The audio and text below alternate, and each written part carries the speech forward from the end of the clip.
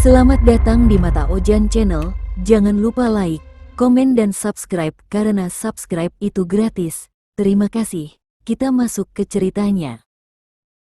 Langit malam itu tampak kelabu, seolah menyembunyikan sesuatu di balik tirai hujan deras. Dinda memegang payung dengan tangan gemetar, menatap papan kayu lapuk bertuliskan, "Selamat datang di Desa Wening." Dari papan itu, ia bisa melihat jalan tanah berkelok yang mengarah ke dalam hutan, dikelilingi pepohonan tinggi yang saling bertaut, menciptakan kegelapan pekat di bawahnya. Udara di sana terasa aneh, dingin, tapi juga berat, seperti ada sesuatu yang menekan dada. Dinda, seorang jurnalis muda dari Jakarta, datang ke desa itu bukan untuk liburan, tapi untuk menelusuri kabar tentang sebuah sekte penumbal yang disebut-sebut masih aktif dan sering menculik orang luar desa untuk dijadikan korban. Sebagian orang di kota menganggap itu cuma cerita rakyat, tapi beberapa laporan hilangnya warga baru-baru ini membuatnya penasaran. Setelah berjalan hampir 2 jam, Dinda akhirnya tiba di sebuah rumah tua di pinggir hutan. Rumah itu disarankan oleh warga setempat sebagai tempat menginap. Atapnya berlumut tebal, dindingnya dari papan kayu tua yang sebagian mulai lapuk. Di depan rumah, lampu gantung redup bergoyang ditiup angin. Seorang perempuan tua membuka pintu.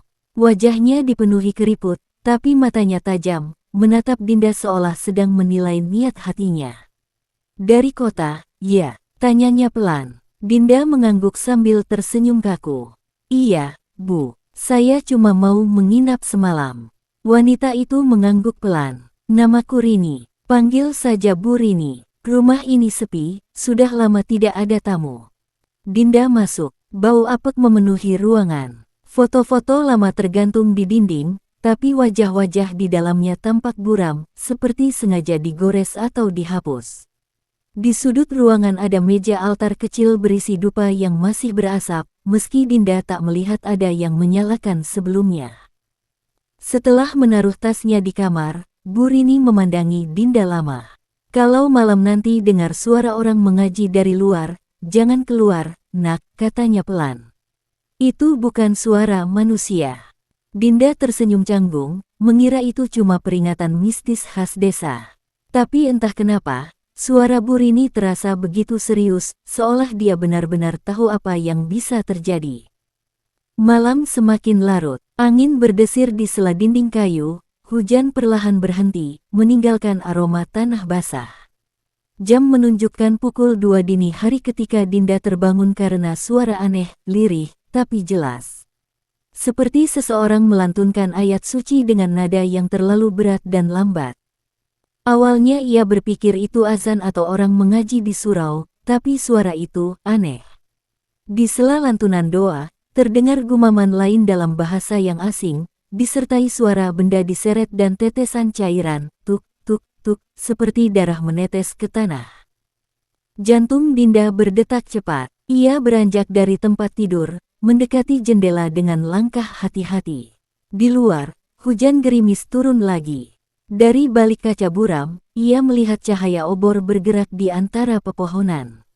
Sekelompok orang berjubah hitam berdiri melingkar di tengah lapangan kecil di pinggir hutan.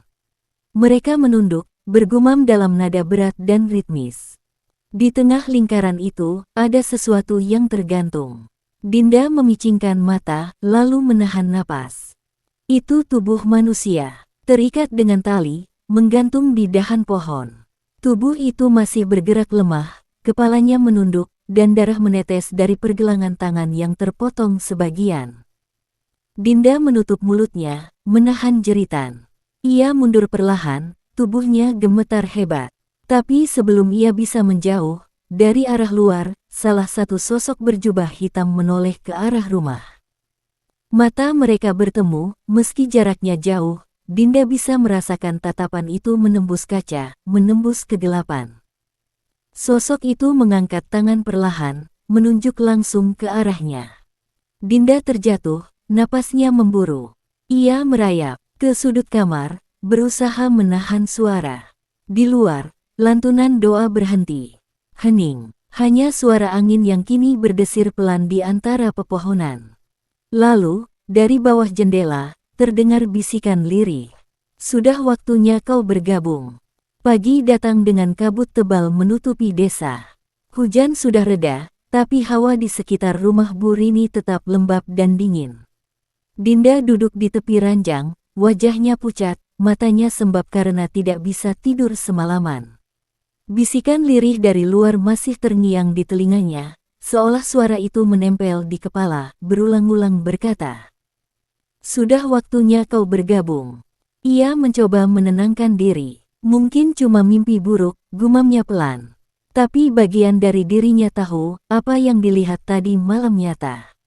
Ia masih ingat jelas tatapan tajam dari sosok berjubah hitam yang menatap ke arah jendela.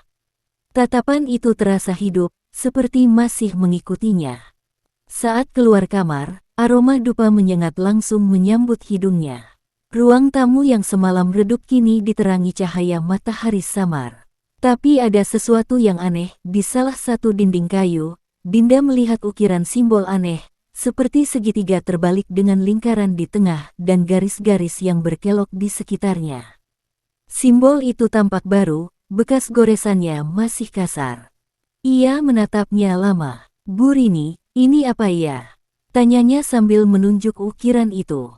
Bu Rini, yang sedang menyiapkan air panas di dapur, terdiam sejenak sebelum menjawab. "Itu, tanda pelindung," katanya dengan suara datar. "Biar makhluk jahat nggak masuk rumah." Tapi Dinda memperhatikan ekspresi wajahnya, bibirnya kaku, matanya tak menatap langsung. Seolah kalimat itu bukan kebenaran, melainkan sesuatu yang harus ia katakan. Dinda mencoba tersenyum. "Saya kira cuma simbol mistik biasa," ujarnya, menutupi kegelisahan. Bu Rini tak menjawab, hanya meletakkan cangkir teh di meja dan berkata lirih. "Kalau malam nanti dengar suara langkah atau bisikan, jangan disahut. Kadang, mereka suka menyamar jadi orang yang dikenal." Kata-kata itu membuat tengkuk Dinda merinding. Ia mencoba menepis pikiran buruk, lalu memutuskan keluar rumah untuk mengambil udara segar. Di luar, desa itu terasa sepi.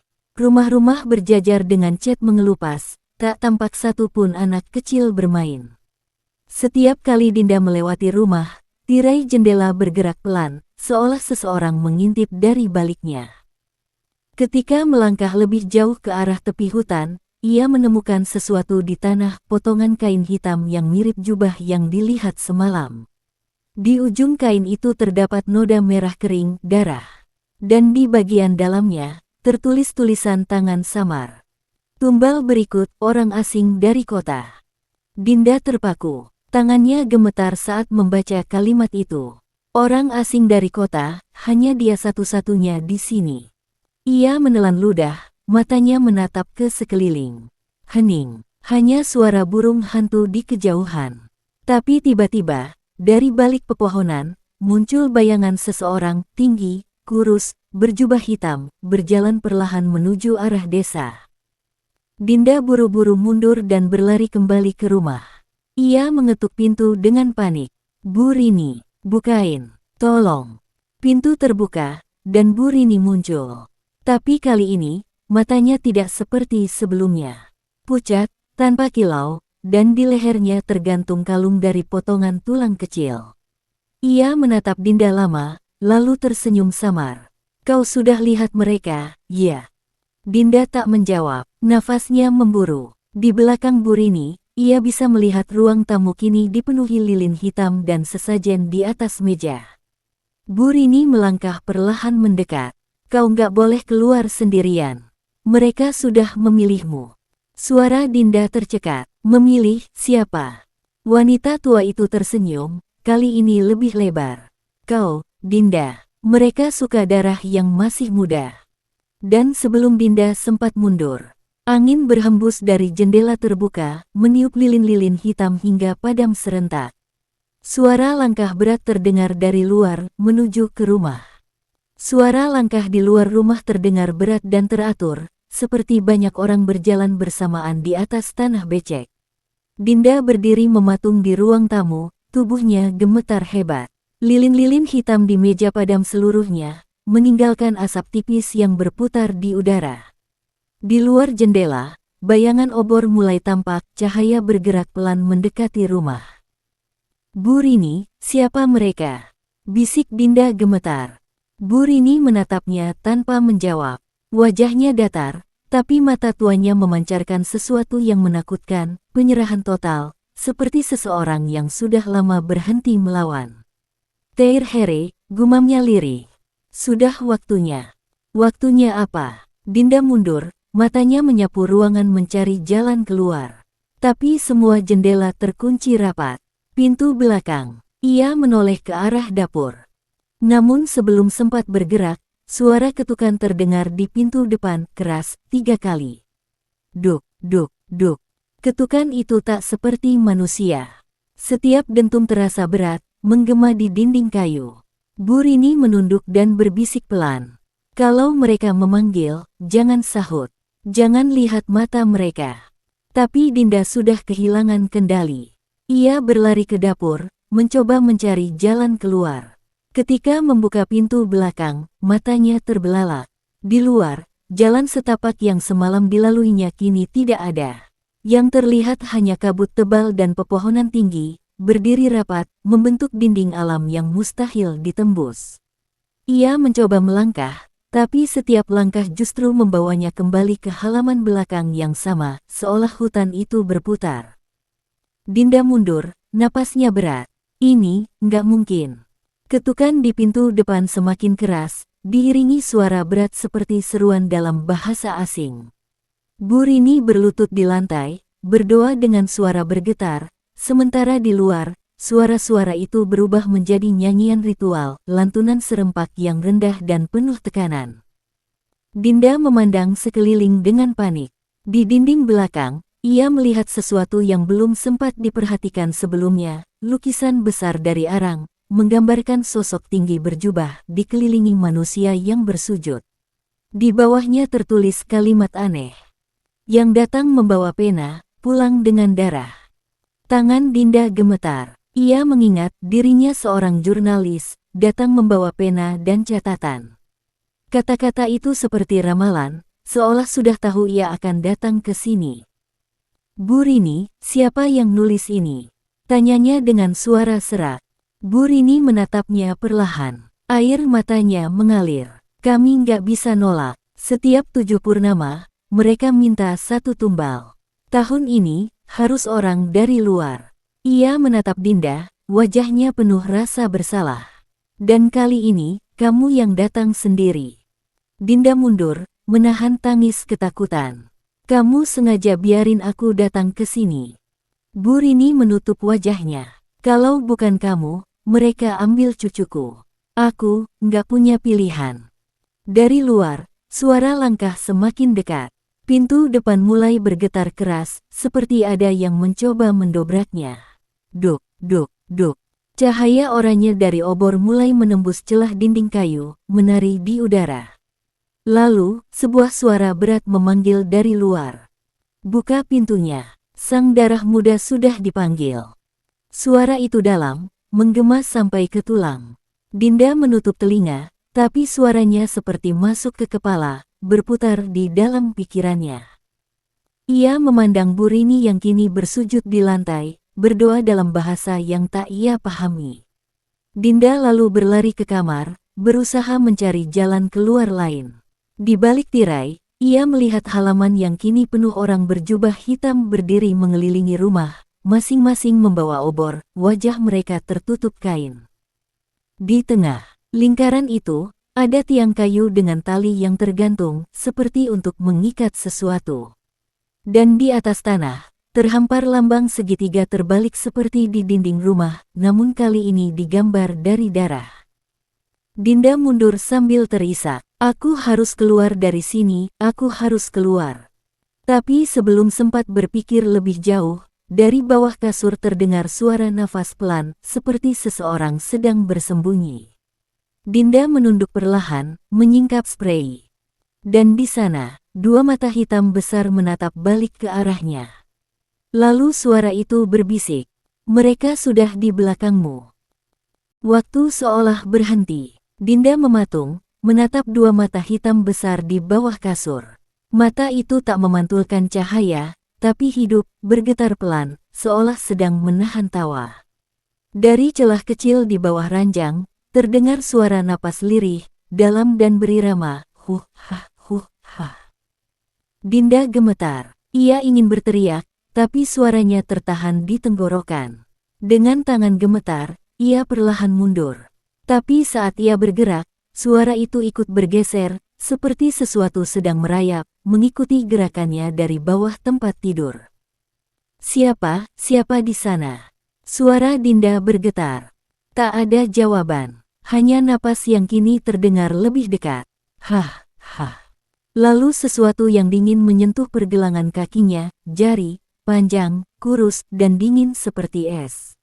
Dinda menjerit dan mundur cepat, menabrak dinding. Dari bawah kasur, tangan hitam keluar perlahan, jari-jari panjangnya mencengkeram lantai kayu. Setelah itu, kepala muncul, rambut kusut, kulit pucat membiru, dan mata kosong tanpa bola mata. Mulutnya tersenyum lebar, memperlihatkan gigi-gigi yang tidak rata. Makhluk itu merangkak keluar perlahan, tubuhnya kurus seperti mayat yang dikeringkan. Ia menatap Dinda sambil terkekeh lirih. Sudah waktunya kau bergabung, mereka sudah menunggumu di luar. Dinda berteriak dan berlari keluar kamar. Tapi begitu ia melewati ruang tamu, semua pintu dan jendela kini tertutup rapat, bukan dengan kunci, melainkan dinding baru dari kayu yang tumbuh begitu saja, seolah rumah itu sedang menelannya. Ia berusaha membuka pintu depan, tapi pegangan pintu terasa panas. Saat disentuh, kulit tangannya langsung melepuh, seperti terbakar dari dalam. Dinda mundur, menahan perih sambil menangis. "Bu Rini, tolong aku," teriaknya. Tapi Bu Rini tak ada di tempat. Hanya sisa dupa dan sesajen di meja, kini terbakar pelan. Asapnya berputar, membentuk simbol segitiga di udara. Dari asap itu, muncul bisikan. Setiap darah muda yang datang ke tanah ini, harus membayar dengan jiwa. Dinda menutup telinganya, memejamkan mata. Tapi bisikan itu justru makin keras, seperti berasal dari dalam kepalanya. Tiba-tiba, ia melihat bayangan seseorang berdiri di sudut ruangan, Bu Rini. Tapi wajahnya berbeda, matanya hitam legam, dan darah mengalir dari mulutnya. "Bu Rini," suara Dinda lirih. Perempuan tua itu mendekat pelan, langkahnya berat.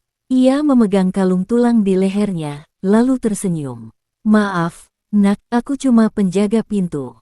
Tapi pintunya sudah dibuka sejak kau tiba." "Apa maksudnya?" Dinda menjerit, tapi Bu Rini tak menjawab. Ia melangkah ke arah altar kecil di sudut ruangan, lalu berlutut, berdoa dalam bahasa aneh. Di luar, suara lantunan ritual semakin keras, menggema hingga membuat kaca jendela bergetar. Dinda menatap keluar. Lingkaran orang berjubah hitam kini semakin rapat. Mereka mengangkat tangan, serentak melafalkan mantra yang sama, dalam bahasa yang terasa lebih tua dari manusia. Tanah di halaman mulai bergetar. Dari tengah lingkaran, muncul asap hitam pekat, membentuk sosok tinggi dengan tanduk melengkung. Makhluk itu menatap ke arah rumah, lalu mengangkat satu tangan besar, arahnya tepat ke kamar tempat Dinda berada tadi. Dan saat itu juga, Dinda mendengar suara langkah di belakangnya, berat, menyeret, dan disertai napas kasar.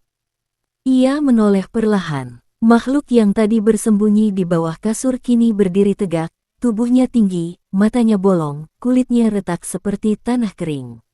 Ia mendekat sambil membawa sesuatu di tangannya, potongan tali berdarah, yang tadi tergantung di ritual semalam.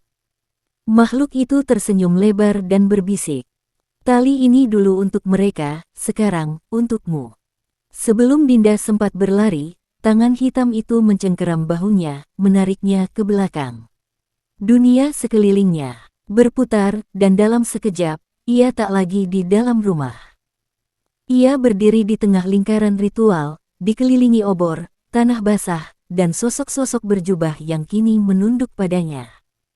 Bu Rini berdiri di tepi lingkaran, wajahnya penuh air mata. "Maafkan aku, Dinda, tapi kalau kau menolak, semuanya akan mati." Suara berat dari tengah lingkaran bergema. Satu nyawa untuk 1000 keberkahan. Yang menulis datang, yang dibaca mati. Dan ketika makhluk bertanduk itu mengulurkan tangan, tali berdarah di tangan Dinda melilit tubuhnya sendiri. Tanah bergetar hebat, asap hitam pekat membumbung dari lingkaran ritual, menutupi sebagian cahaya obor. Udara menjadi berat dan pengap, seperti tak ada oksigen. Dinda berusaha melepaskan diri dari tali berdarah yang kini melilit tubuhnya sendiri, tapi setiap kali ia menarik, tali itu semakin kuat, seperti hidup dan bernapas, mengencang di setiap tarikan. Orang-orang berjubah hitam di sekelilingnya berlutut serempak, melantunkan mantra dengan suara rendah. Dari tengah lingkaran, sosok bertanduk tinggi itu berdiri tegak, tubuhnya besar dan bayangannya menutupi cahaya bulan. Dua matanya merah menyala, seperti bara. Ia mengangkat tangan, dan dari tanah, muncul pusaran darah yang membentuk segitiga terbalik, lambang yang sama seperti di dinding rumah Burini. Dia sudah dipilih, ujar suara berat itu. Darahnya akan membuka jalan antara dunia. Dinda menjerit, aku nggak tahu apa-apa. Aku cuma datang buat menulis berita. Suara berat itu tertawa pelan. Penamu menulis nasibmu sendiri. Burini menunduk di tepi lingkaran, tubuhnya bergetar hebat. Ia tampak ingin menolong, tapi setiap kali ia mendekat, makhluk bertanduk itu menatapnya, membuat tubuhnya terpental mundur. Dinda bisa merasakan panas dari tali yang membakar kulitnya, tapi di saat yang sama, dari dalam tubuhnya muncul sensasi aneh, seperti ada sesuatu yang menolak kekuatan itu. Tiba-tiba, dari dada Dinda, muncul cahaya samar berwarna biru. Semua orang berhenti berdoa. Makhluk bertanduk itu mendengus, mundur setengah langkah. Burini menatap dengan mata terbelalak. Itu, mustahil. Tali di tubuh Dinda mulai berasap, lalu terbakar, melepaskan dirinya. Dinda jatuh berlutut, terengah-engah. Cahaya biru itu semakin terang, berdenyut seperti jantung yang hidup di dalam tubuhnya. Apa ini? Dinda memegang dadanya, bingung. Makhluk bertanduk itu menggeram. Darahmu bukan darah biasa. Dinda mundur, mencoba bangkit. Di pikirannya terlintas ingatan samar, sebelum datang ke desa, ia sempat mengalami kecelakaan kecil, luka di tangan kanannya dijahit dengan cepat oleh seorang tabib tua di pinggir jalan yang ia temui secara kebetulan. Tabib itu memberinya jimat kain kecil, mengatakan, kalau kau melewati tempat di mana manusia disembelih untuk dewa, darahmu akan menolak panggilan mereka. Saat itu Dinda hanya menganggapnya omong kosong, tapi sekarang, jimat itu bergetar di sakunya, mengeluarkan sinar yang sama dengan cahaya dari dadanya. Makhluk bertanduk meraung keras. Dia membawa penolak kutuk, hancurkan dia. Orang-orang berjubah mulai berteriak, sebagian berlari ke arah Dinda. Tapi setiap kali mereka mendekat, cahaya dari tubuh Dinda menyala lebih terang, membuat mereka menjerit dan terbakar seperti disiram asam. Burini berteriak panik, berhenti. Dia bukan milik kalian. Namun ritual sudah tak bisa dihentikan. Tanah di tengah lingkaran terbuka, menampakkan jurang gelap berputar. Dari dalamnya keluar tangan-tangan hitam, mencoba menarik Dinda. Ia menjerit, meraih tanah, tapi pusaran itu begitu kuat. Burini berlari ke arah Dinda, berusaha menariknya. Pegang tanganku. Dinda menggenggam erat, tapi tangan Burini licin oleh darah. Sementara itu, makhluk bertanduk melangkah. Maju, mengangkat kedua tangannya, dan lantunan mantra dari para pengikut kembali menggema. Darah muda, buka gerbangnya. Tubuh fana, jadi persembahan. Jiwa penulis, jadilah jalan. Cahaya biru dari Dinda kini berubah jadi putih menyilaukan. Angin berputar kencang, obor padam serentak, dan suara petir mengguncang langit. Makhluk bertanduk berteriak, kembalikan darahnya. Ia bukan milik kita.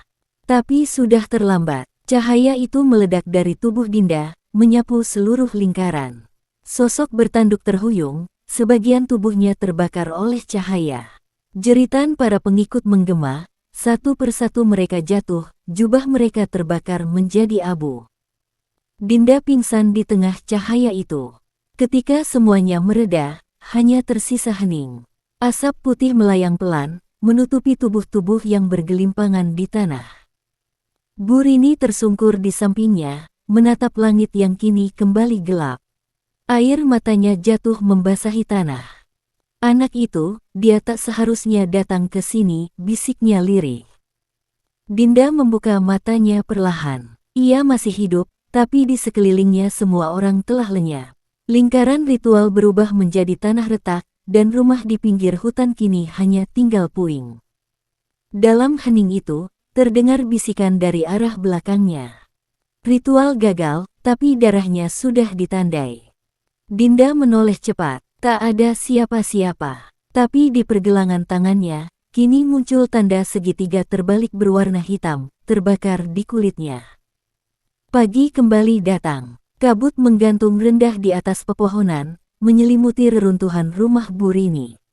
Dinda terbangun di tanah yang lembab, tubuhnya lemah, kepala berdenyut hebat. Ia menatap sekeliling, semua pengikut berjubah hitam telah lenyap, hanya menyisakan abu dan bekas darah yang mengering di tanah membentuk pola melingkar. Udara di desa Wening terasa lebih hening dari sebelumnya.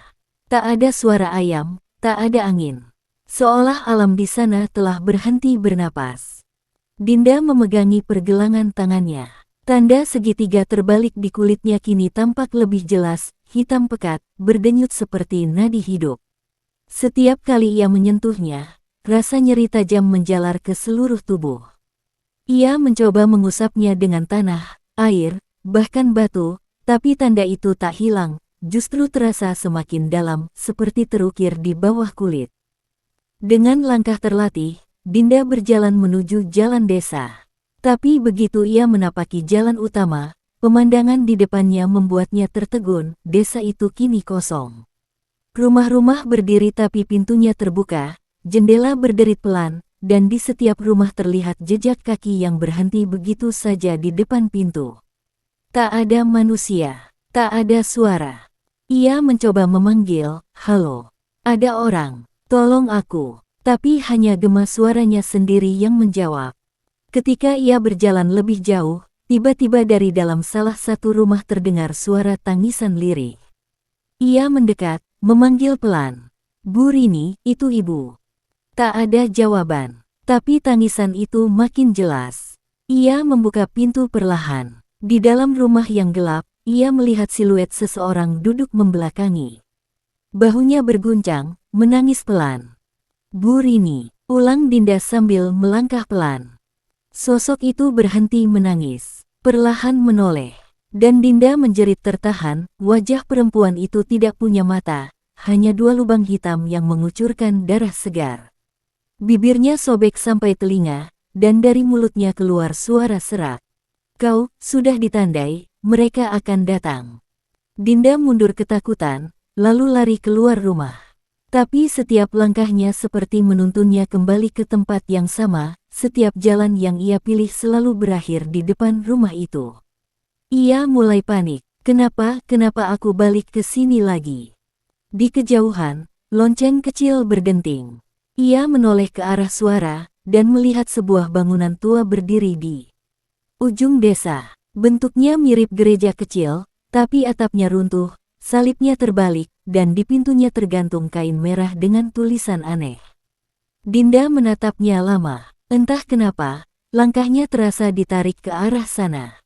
Setiap kali ia mendekat, tanda di pergelangan tangannya berdenyut makin cepat, seperti jantung kedua. Begitu tiba di depan pintu, ia melihat simbol yang sama terukir di kusen kayu, segitiga terbalik dengan lingkaran di tengah. "Tempat ini, pusatnya semua ini," gumam Dinda pelan. Ia mendorong pintu, dan aroma amis langsung menyergap hidungnya. Di dalam, ruangan itu dipenuhi lilin-lilin yang sudah meleleh, dindingnya dipenuhi tulisan darah, doa-doa terbalik, nama-nama, dan gambar manusia tanpa wajah. Di tengah ruangan, ada kursi kayu besar yang diikat rantai, seolah digunakan untuk menahan seseorang. Saat Dinda mendekat, tiba-tiba pintu gereja tertutup keras di belakangnya, brak. Ia menjerit, berlari ke arah pintu, tapi tak bisa dibuka. Udara di dalam mendadak dingin. Dari pojok ruangan terdengar langkah pelan, lalu suara yang dalam dan serak. Kau pikir ritual itu gagal? Dinda menoleh cepat. Bayangan panjang meluncur di dinding, dan dari dalam gelap, muncul sosok tinggi berjubah hitam, tapi kali ini tanpa wajah. Hanya rongga kosong, seperti kabut hitam yang berputar di tempat kepala seharusnya berada. "Siapa kau?" teriak Dinda. Sosok itu mendekat, suaranya menggema dari segala arah. "Aku yang ditolak, aku yang tak sempat menerima darahmu. Kau pikir bisa kabur dari kutukan mereka?" Dinda mundur, tapi di setiap langkah, lantai di bawahnya mulai retak dan dari celahnya mengalir darah segar. Suara detak jantung menggema dari dalam dinding, menyatu dengan napasnya sendiri. "Kenapa aku?" jeritnya. Sosok itu berhenti di depan kursi kayu besar. Lalu ia menunduk sedikit, suaranya berubah lebih tenang. "Karena kau datang membawa pena. Kau menulis dengan rasa ingin tahu, dan rasa ingin tahu adalah doa yang membuka gerbang." Dinda menatapnya tak percaya. "Aku cuma mau menulis berita." "Berita untuk siapa? Untuk mereka yang lapar kisah? Atau untuk yang lapar jiwa?" Suara itu mendekat, lalu jari-jari hitam panjangnya menyentuh tanda di pergelangan tangan Dinda. Sekejap, seluruh tubuh Dinda bergetar. Ia melihat kilasan, wajah-wajah yang ditumbalkan sebelumnya, semua menatapnya dengan mata kosong, memanggil namanya. Sosok itu berbisik di telinganya. "Tanda itu bukan milik mereka, kini milikku." Dan di saat yang sama, tanda hitam di lengannya berdenyut semakin kuat, menyala merah, menembus kulit. Dinda menjerit keras. Dari kulitnya, darah keluar dan menetes ke lantai, langsung terserap ke simbol di tanah. Dari pusaran itu, suara-suara mulai muncul lagi. Doa, tangisan, dan di luar, lonceng berdentang 3 kali. Ting, ting, ting. Dinda memegangi tangannya, tubuhnya mulai lemah. Dalam pandangan kabur, ia melihat bayangan-bayangan berjubah mulai muncul di sudut ruangan, satu persatu, wajah kosong mereka menatapnya tanpa suara. Dan dari arah pintu, terdengar bisikan familiar. "Sudah waktunya kau menulis akhir ceritamu sendiri." Tubuh Dinda menggigil hebat. Cahaya merah dari tanda di pergelangan tangannya berdenyut semakin cepat, seolah memompa darah ke seluruh tubuhnya dengan paksa. Suara lantunan dari para pengikut berjubah itu kini terdengar jelas, tapi bukan bahasa manusia. Setiap kata yang keluar dari mulut mereka membuat telinganya berdengung, membuat pikirannya seperti akan pecah.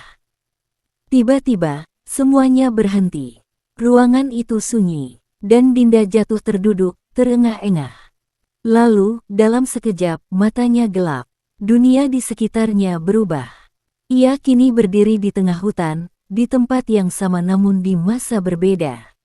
Pohon-pohon tampak lebih muda, udara lebih segar, dan dari kejauhan terlihat sekelompok orang berjubah hitam sedang menggali lubang besar. Di tengah lubang itu, berdiri seorang pria berwajah tegas dengan kalung tulang di lehernya. Ia mengangkat sebuah kitab hitam dan berseru lantang. "Malam ini, darah pertama akan membuka jalan bagi keturunan kita." Dinda menatapnya, merasa mengenali sorot matanya. Tatapan itu tajam, tapi ada sesuatu yang aneh, seperti bayangan wajah yang pernah ia lihat di cermin. "Tidak mungkin," gumamnya. Dari arah belakang, seorang perempuan muda muncul, wajahnya pucat, matanya basah oleh air mata. Ia berlutut di hadapan pria itu sambil menggenggam bayi kecil yang menangis pelan. "Kau berjanji tak akan menyentuh anakku," seru perempuan itu. Pria itu tersenyum dingin. "Anakmu bukan lagi milikmu, Ratna. Ia darahku, dan darahku adalah perjanjian." Perempuan itu menjerit dan mencoba kabur, tapi dua pengikut sekte menariknya kembali. Pria itu mengambil bayi dari pelukannya, mengangkatnya tinggi, lalu menorehkan pisau kecil di telapak bayi itu. Darah segar menetes ke tanah, diserap oleh simbol besar di tengah lingkaran. Dinda menjerit, "Hentikan!" Tapi tak ada yang mendengar. Ia hanya saksi, tak bisa menyentuh atau menghentikan apapun. Lalu pria itu menunduk ke arah bayi, membisikkan sesuatu dalam bahasa asing. Suara itu bergema di kepala Dinda, seperti gema doa yang menembus waktu.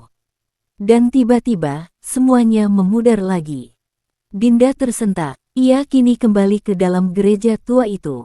Nafasnya terengah, peluh dingin membasahi tubuhnya. Ia memegangi kepala, berusaha memahami apa yang baru saja dilihatnya. "Ratna, siapa dia?" gumamnya lirih. Suara berat dari kegelapan menjawab, "Ratna adalah nenek buyutmu." Dinda terdiam. Apa maksudmu?" Sosok berjubah tanpa wajah itu melangkah mendekat. Suaranya bergema dari segala arah, seolah dinding itu berbicara. "Darahmu berasal dari darah pendiri sekte ini. Pria yang kau lihat tadi adalah pendeta pertama. Ia menciptakan sekte penumbal, menyerahkan darah anaknya sendiri untuk membuka gerbang. Kau keturunan langsung dari pengkhianat ritual." Ratna kabur sebelum penumbalan selesai. Karena itu, gerbang tak pernah tertutup. Dinda menutup mulutnya. Air matanya jatuh tanpa sadar. "Jadi, semua ini karena darahku." "Ya, kau adalah utang yang belum dibayar." Tiba-tiba, semua lilin di ruangan itu padam bersamaan. Dalam gelap total, Dinda mendengar langkah-langkah lembut mendekat, tep, tep, tep, diikuti bisikan yang berulang-ulang. "Bayar, bayar, bayar." Suara itu datang dari segala arah. Dinda menutup telinganya, berteriak sekuat tenaga. Tapi dari bawah tanah, sesuatu mulai bergerak. Lantai yang retak kini terbuka, memperlihatkan tangan-tangan hitam yang meraih keluar, mencoba menariknya. Dinda menendang, meronta, tapi satu tangan berhasil menggenggam kakinya. Dingin, licin, berdenyut. Ia menjerit, menarik tubuhnya sekuat tenaga. "Lepaskan aku." Namun tangan itu justru makin kuat menariknya ke bawah. Tepat saat tubuhnya hampir tertelan celah, suara perempuan bergema di telinganya. Suara lembut, lirih, namun sangat familiar. "Dinda, jangan takut." Ia menoleh. Dari balik gelap, muncul sosok perempuan berwajah pucat, Ratna, perempuan dari penglihatannya. Wajahnya teduh, tapi matanya dipenuhi duka. "Kau harus menyelesaikan apa yang dulu gagal kulakukan. Kalau tidak, mereka akan menuntut lebih dari sekadar darahmu." Dinda terisak, "Bagaimana caranya? Aku tak tahu apa yang harus kulakukan." Ratna mendekat, menyentuh pipinya lembut. "Cari kitab hitam darah di bawah altar pertama. Hancurkan segelnya sebelum bulan merah muncul." "Bulan merah?" tanya Dinda. "Ketika gerhana terjadi, saat itu gerbang akan terbuka. Jika segel tak dihancurkan, darahmu akan menjadi kuncinya." Dan sebelum Dinda sempat bertanya lebih jauh, Ratna memudar. Tangan-tangan hitam di bawah tanah lenyap, dan lilin kembali menyala satu persatu. Dinda terengah, menatap altar besar di ujung ruangan. Ada ukiran lambang segitiga di sana, sama persis dengan tanda di lengannya. Ia melangkah pelan ke depan, menyentuh permukaannya. Dari dalam altar terdengar bisikan lirih. "Buka aku, atau darahmu akan melakukannya sendiri." Dinda mundur, matanya melebar. Kini ia tahu satu hal pasti. Ia tak hanya korban. Ia kunci terakhir dari kutukan sekte penumbal. Altar itu dingin saat disentuh, terasa seperti menyimpan sesuatu yang hidup di dalamnya. Dinda berjongkok, memperhatikan ukiran di permukaan batu, segitiga terbalik dikelilingi lingkaran, dengan 3 simbol di setiap sudutnya, mata, tangan, dan tetes darah. Tanda di pergelangan tangannya kembali berdenyut, kali ini lebih kuat, seolah memberi isyarat. Dinda mengerutkan kening dan menekan salah satu ukiran dengan jari. Batu itu bergerak pelan, lalu terdengar klik halus. Dari bawah altar, sebuah celah terbuka, menimbulkan suara serak seperti napas panjang yang dilepaskan setelah lama tertahan. Dinda mundur sedikit, lalu menunduk ke dalam celah. Di sana, di tengah kegelapan, tampak sebuah buku tua berkulit hitam, diikat dengan tali merah yang sudah mengering. Di sampulnya tertulis dengan tulisan aneh, namun satu kata bisa ia baca. Darah. Jari-jarinya bergetar saat menyentuh permukaan buku itu. Seketika, udara di dalam gereja berubah. Lilin-lilin bergetar, dan angin dingin bertiup dari arah lubang altar. Tanda di pergelangan tangannya bersinar merah, lalu tali yang mengikat kitab itu terbakar sendiri, melepaskan asap hitam yang berputar mengelilinginya. Saat Dinda membuka halaman pertama, sebuah bisikan menyelinap ke dalam telinganya. Yang membaca ini bukan lagi manusia, tapi wadah. Ia menggigil. Tulisan di dalamnya bukan huruf biasa, garis dan simbol aneh, tapi anehnya otaknya mengerti artinya seolah ia pernah mempelajarinya dulu. Halaman pertama berisi pengakuan pendeta pertama. Aku menciptakan perjanjian dengan darahku, agar keturunanku tetap ada di dunia. Tapi darah tak pernah gratis. Ia menuntut pengganti. Di halaman berikutnya, tergambar lingkaran ritual penumbalan. Dinda menatapnya, simbol itu sama persis dengan yang ia lihat di tanah tempat ritual malam pertama. Namun di sisi bawah halaman, ada catatan dengan tinta merah. Segel hanya bisa dihancurkan oleh darah yang ditolak. Darah itu kini hidup di antara dua dunia, cucu dari Ratna. Cucu dari Ratna, Dinda berbisik, menatap tangannya. Itu aku. Ia menelan ludah, melanjutkan membaca. Semakin jauh halaman dibuka, semakin berat rasanya. Tulisan-tulisan itu seperti berdenyut, kadang berubah bentuk, dan setiap kalimat terasa seperti menembus pikirannya. Ia mendengar bisikan samar di dalam kepala. Tulis ulang perjanjian itu, atau darahmu akan menulisnya sendiri. Tiba-tiba, suara langkah terdengar dari belakang. Dinda menoleh cepat di antara cahaya lilin. Tampak bayangan tinggi melangkah perlahan. Dari kegelapan, Bu Rini muncul dengan mata kosong dan kulit pucat. Bu Rini, seru Dinda dengan suara bergetar. Ibu, masih hidup. Perempuan tua itu tersenyum tipis, tapi senyum itu kaku, tidak manusiawi. Aku hidup karena perjanjian. Aku penjaga altar, dan kini, kau datang untuk membuka yang dikunci. Dinda mundur, menggenggam kitab erat di dadanya. Aku datang untuk menghancurkan segelnya.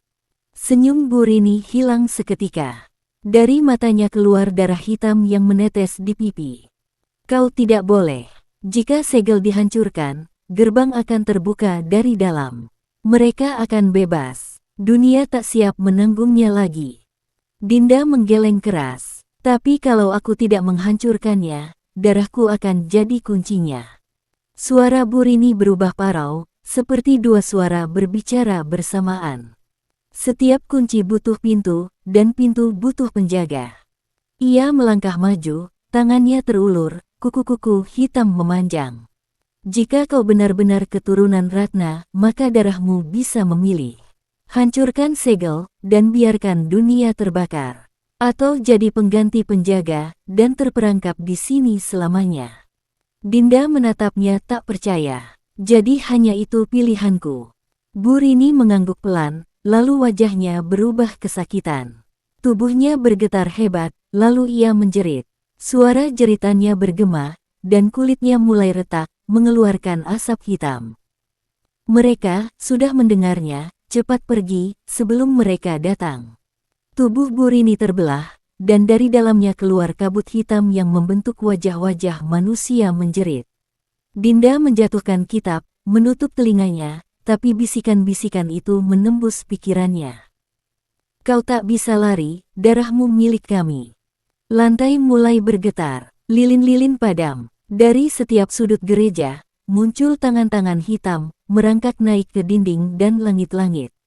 Dinda mengambil kitab dan berlari keluar, tapi pintu utama sudah menghilang. Ia menoleh, di mana tadi ada dinding batu, kini ada tangga menurun menuju ruang bawah tanah. Suara Ratna bergema samar di kepalanya. Kitab itu harus dibakar, di bawah altar pertama. Dengan napas terengah, Dinda menuruni tangga itu. Udara semakin dingin dan lembab, dinding-dindingnya berlumuran simbol darah. Setiap langkah menurunkan dirinya semakin dalam, dan di bawah sana terdengar suara detak jantung raksasa. Di ujung tangga, terbentang ruangan besar seperti gua. Di tengahnya, ada altar batu dengan api kecil di atasnya. Api merah yang tidak panas, justru mengeluarkan hawa dingin menusuk tulang. Dinda mendekat, memegang kitab. Tapi begitu ia mengangkatnya ke api, suara dari dalam kitab berteriak. "Jangan, jika aku musnah, kau ikut lenyap. Darah kita satu."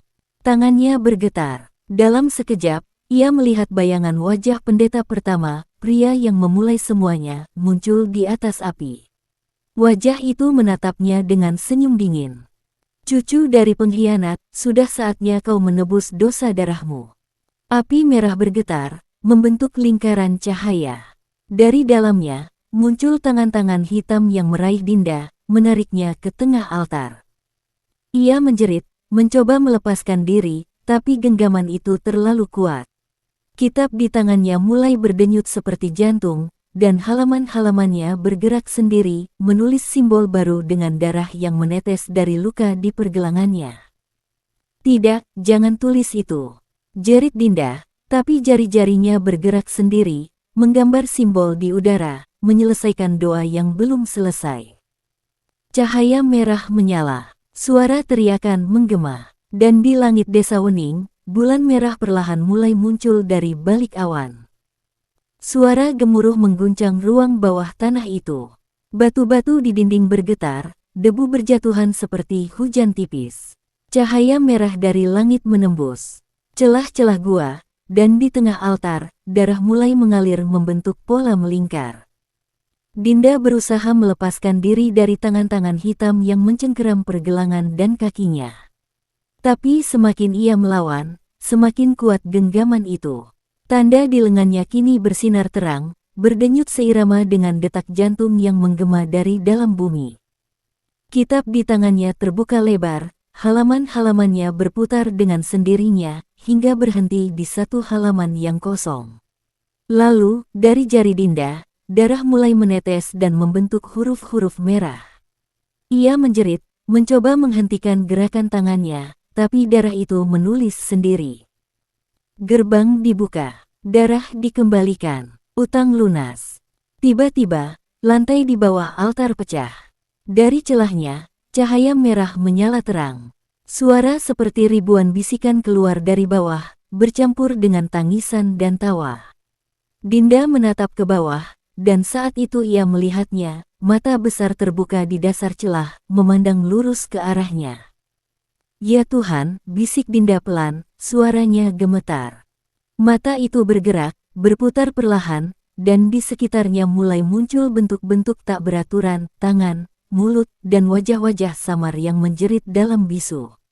Dari celah yang terus melebar, entitas raksasa itu berusaha naik, menyeruak dari dunia bawah. Udara menjadi berat, seolah menyedot seluruh napas dari paru-paru Dinda. Ia berlutut, memegangi dada, mencoba bernapas tapi gagal. Terlambat, suara berat bergema dari bawah. Darah telah menulis, pintu telah terbuka. Tiba-tiba dari belakang, terdengar suara lembut, Ratna, nenek buyutnya, muncul kembali dalam bentuk cahaya samar. "Dinda, jangan biarkan dia keluar sepenuhnya. Gunakan tanda itu." Dinda menatap lengannya, tanda segitiga terbalik yang kini menyala merah menyilaukan. "Bagaimana?" Ratna mendekat, menyentuh dahi Dinda. Seketika, dalam pikirannya muncul bayangan-bayangan cepat, ritual lama, simbol-simbol, doa-doa pengikat. Ia kini mengerti, tanda itu bukan hanya kutukan, tapi juga kunci penutup. Dengan gemetar, Dinda berdiri. Di hadapannya, gerbang terus melebar, dan dari dalamnya, wujud makhluk raksasa itu kini mulai terlihat. Tubuhnya terbuat dari darah dan kabut hitam, wajahnya tidak utuh, terus berubah-ubah menjadi wajah para korban sekte selama ratusan tahun. "Aku adalah mereka yang ditumbalkan, aku lapar, dan darahmu memanggilku." Makhluk itu meraih keluar, jari-jari panjangnya mencoba menggenggam Dinda. Tapi sebelum sempat menyentuh, Dinda mengangkat tangannya dan menempelkan telapak bertanda segitiga itu ke tanah. Tanda itu menyala semakin terang. Dari simbol di lantai, Cahaya putih muncul untuk pertama kalinya, bukan merah, tapi cahaya murni yang membuat tangan-tangan hitam di sekitarnya terbakar dan menghilang. Makhluk itu menjerit keras, suaranya mengguncang seluruh ruangan. Tidak, itu tanda pengkhianat. Darahmu menolak kami. Dinda menekan tangannya lebih kuat ke tanah, air mata menetes. Aku tidak mau menjadi penerusmu. Aku tidak mau darahku jadi kunci bagi iblis. Tanah bergetar hebat, batu-batu runtuh dari langit-langit gua, dan cahaya putih itu menjalar membentuk lingkaran besar di sekitar altar. Gerbang darah mulai menutup perlahan, walau makhluk itu berusaha menahannya dengan tangan-tangannya yang besar dan berlumuran darah. Kau pikir bisa menutupku? Aku hidup di setiap daging yang berdosa. Ratna berteriak dari belakang, Dinda. Sekarang, ucapkan kalimat terakhir dari kitab. Dinda menatap kitab hitam yang masih terbuka di depannya. Halaman terakhir kini berubah, hanya satu kalimat tertulis di sana, dengan tinta merah yang masih menetes. Yang ditulis oleh darah harus dihapus oleh darah. Tanpa ragu lagi, Dinda menggigit ujung jarinya, meneteskan darah ke halaman itu. Cahaya dari tanda di lengannya langsung memancar lebih kuat, menembus seluruh ruangan. Makhluk itu menjerit, suaranya menggetarkan bumi. Tidak, gerbang belum selesai. Selesai, teriak Dinda sambil menekan telapak tangannya ke kitab. Cahaya putih menyilaukan meledak dari altar, menyapu seluruh ruang bawah tanah. Suara jeritan, tangisan, dan bisikan menghilang satu persatu. Lalu, semuanya hening. Hanya suara napas Dinda yang tersisa. Ia jatuh berlutut, tubuhnya lemah, tapi wajahnya masih menatap ke arah altar yang kini hancur. Di tengah reruntuhan, kitab hitam itu perlahan terbakar habis, menyisakan abu yang berputar mengikuti angin. Namun saat ia berpikir semuanya telah berakhir, tanda di tangannya masih bersinar samar. Ia memegangi dadanya, jantungnya berdetak pelan tapi terasa aneh, seperti berdetak 2 kali dalam 1 detik. Ratna muncul di hadapannya, menatapnya dengan mata sedih. Kau sudah menutup gerbang, tapi ingat, sebagian dari darah itu masih hidup di dalammu. Dinda menatapnya lemah. Maksudnya, kau bukan manusia sepenuhnya lagi. Kau kini penjaga baru, pengganti mereka yang dulu jatuh dalam kegelapan. Air mata mengalir di pipi Dinda. Ia menatap altar yang kini retak, lalu menutup matanya perlahan. Suara Ratna memudar bersama cahaya terakhir di ruangan itu. Jaga segel, sebelum darah kembali memanggil namamu. Dinda tertunduk, lalu, dunia kembali gelap. Langit malam di atas desa Wening tampak pekat, seolah menyerap semua cahaya dari bumi. Angin bertiup pelan, membawa aroma busuk seperti daging yang lama membusuk. Dinda berdiri di tengah lingkaran simbol hitam di tanah, tubuhnya gemetar, matanya memandang sekitar dengan panik. Di sekelilingnya, puluhan orang berjubah hitam berlutut sambil melantunkan doa dalam bahasa yang tak ia mengerti. Petik 2. Aganar, Venumah, serahkan darahnya untuk pintu yang terbuka. Suara itu serempak, berat, berirama seperti nyanyian kematian. Di tengah lingkaran, seorang pria tua berdiri, wajahnya tertutup kain merah, hanya menampakkan mulut yang tersenyum. Ia membawa wadah dari batu berisi cairan merah pekat. Setiap langkahnya diiringi bunyi rantai kecil yang tergantung di jubahnya. Sudah waktunya, katanya lirih, namun suaranya menggema seperti datang dari segala arah. Anak ini telah melihat, ia telah mendengar, ia adalah penanda kebangkitan. Dinda mundur, tapi kedua lengannya dipegang 2 anggota sekte dari belakang. Ia menjerit, lepaskan aku. Kalian gila. Pria tua itu menatapnya, lalu tersenyum. Kami bukan gila, anakku. Kami hanya percaya. Dunia yang kau lihat hanyalah permukaan. Di bawahnya, ada kebenaran yang haus darah. Bu Rini muncul dari balik kerumunan, matanya sayu tapi penuh rasa pasrah. Maafkan aku, nak. Aku cuma ingin desa ini tetap hidup. Dinda menatapnya dengan marah dan ngeri. Kau ikut mereka. Bu Rini menunduk, air matanya jatuh ke tanah. Setiap tahun, 1 nyawa untuk 1000 hari tenang. Pria tua itu kemudian menuangkan cairan merah dari wadah ke simbol di tanah. Cairan itu mulai bercahaya merah, merambat membentuk pola seperti urat darah yang hidup. Tanah di bawah kaki Dinda bergetar, udara di sekitarnya menjadi berat dan panas. Darah dari dunia atas buka jalan bagi penguasa bawah. Tiba-tiba, suara lantunan itu berubah nada. Semakin keras, semakin cepat. Dari dalam simbol, muncul tangan-tangan hitam penuh lendir, bergerak mencari sesuatu. Dinda menjerit histeris, berusaha melepaskan diri, tapi genggaman sekte semakin kuat. Namun di tengah kekacauan itu, Dinda mengingat sesuatu, doa yang dia dengar dari ibunya dulu. Doa pendek, sederhana, tapi selalu membuatnya merasa aman saat kecil. Dengan air mata berlinang, ia mulai mengucapkannya pelan. Tuhan, lindungi aku dari segala yang tak terlihat. Anehnya, saat doa itu terucap, tangan-tangan hitam berhenti bergerak. Suara doa sekte terhenti seketika. Api dari lilin-lilin hitam padam, menyisakan keheningan yang menekan dada. Pria tua itu menatap Dinda dengan marah. Apa yang kau ucapkan itu? Tapi sebelum ia sempat menyelesaikan kalimatnya, simbol di tanah meledak cahaya putih, menyilaukan semua mata. Anggota sekte berteriak, beberapa terlempar ke belakang, terbakar oleh sinar itu. Dinda jatuh tersungkur, tubuhnya gemetar hebat. Ia membuka mata perlahan, dan menyadari bahwa di depannya, sosok berjubah merah itu telah lenyap, hanya menyisakan abu hitam yang berterbangan. Bu Rini berlari menghampirinya, wajahnya penuh ketakutan. Kau menghentikan mereka. Dinda masih terengah-engah. Aku cuma berdoa.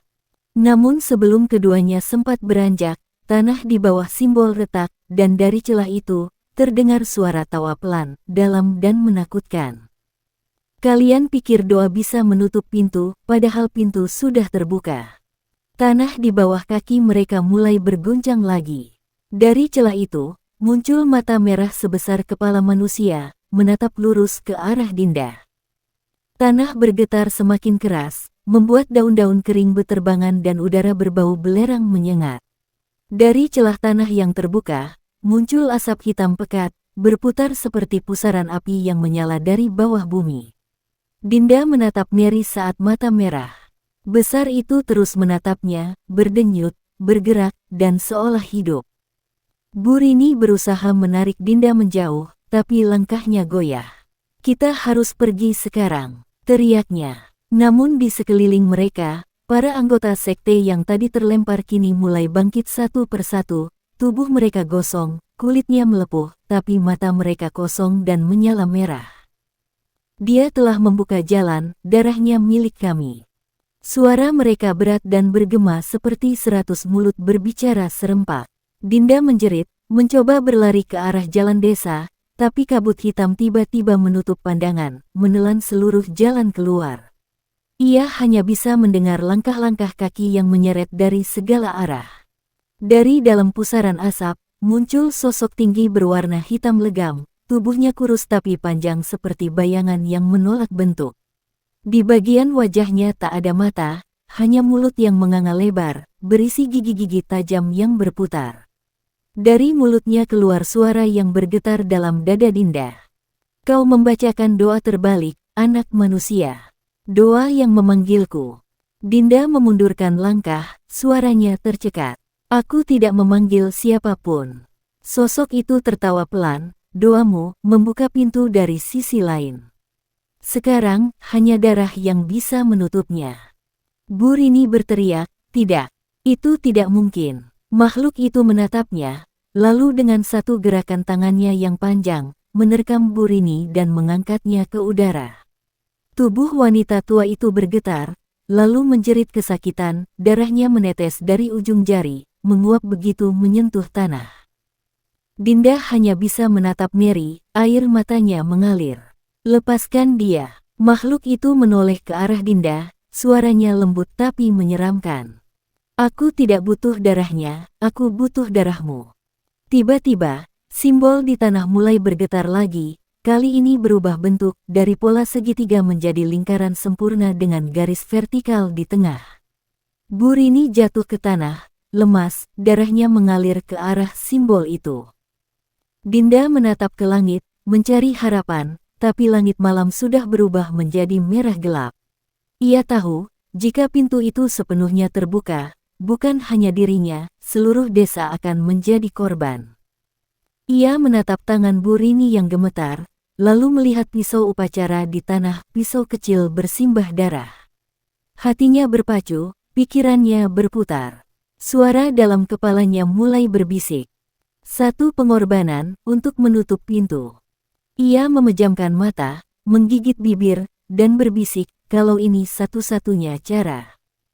Dengan tangan gemetar, ia mengambil pisau itu dan menusukkannya ke tanah di tengah simbol, berharap sesuatu akan berhenti. Tapi seketika, tanah menyerap darah dari pisaunya, dan cahaya merah semakin terang, berubah menjadi api hitam yang menyambar ke langit. Makhluk itu tertawa, suaranya memecahkan udara. Kau pikir darahmu bisa menghentikan?